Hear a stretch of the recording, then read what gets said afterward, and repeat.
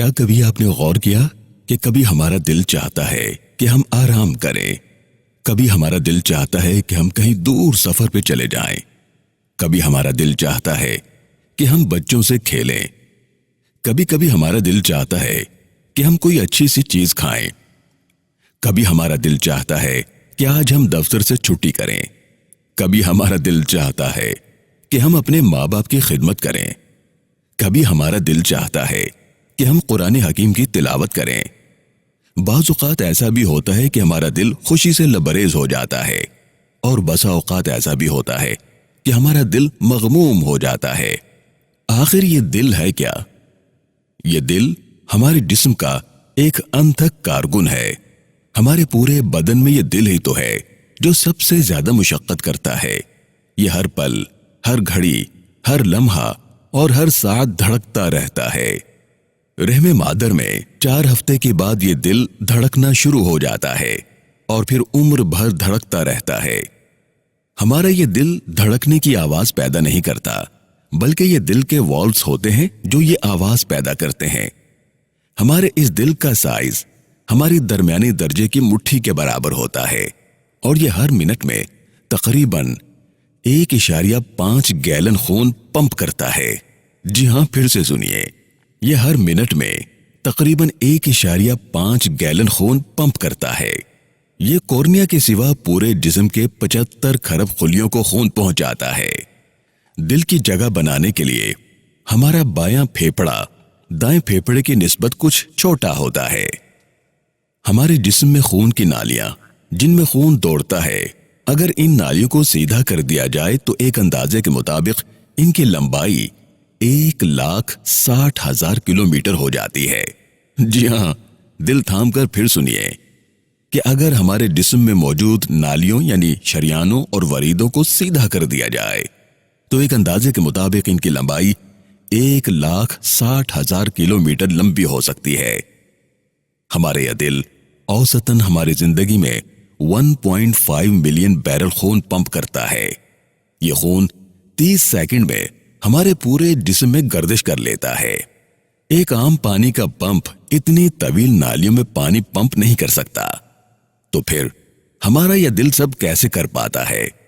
کون سی طاقت ہے جس کی بدولت یہ رحم مادر میں دھڑکنا شروع کر دیتا ہے، اور پھر جب تک زندگی ہے یہ دھڑکتا ہی رہتا ہے، تھکتا نہیں؟ کون ہے جو اسے یہ قوت اور طاقت عطا کرتا ہے؟ کون ہے جس نے اس انتہائی حساس پرزے کو حفاظت کے لیے پسلیوں کے مضبوط پنجرے میں محفوظ کر رکھا ہے؟ کون ہے جو اس دل کو اتنی توانائی فراہم کرتا ہے کہ یہ 1,60,000 کلومیٹر طویل نالیوں میں خون بہم پہنچ جاتا ہے؟ وہی اللہ ہے جس نے اسے پیدا فرمایا ہے، جو دل کی دھڑکنیں سنتا ہے۔ وہی اللہ ہے جو مقلب القلوب ہے، جو دلوں کی کیفیت کو بدل دینے والا ہے۔ اللہ فرماتا ہے، واللہ اخرجکم من بطون امہاتکم لا تعلمون شیئا وجعل لکم السمع والابصار والافئدہ لعلکم تشکرون۔ اور اللہ ہی نے تم کو تمہاری ماؤں کے شکم سے پیدا کیا، اس حال میں کہ تم کچھ نہیں جانتے تھے، اور اس نے تمہیں کان اور آنکھیں اور دل اور ان کے علاوہ اور اعضاء بخشے تاکہ تم شکر ادا کرو۔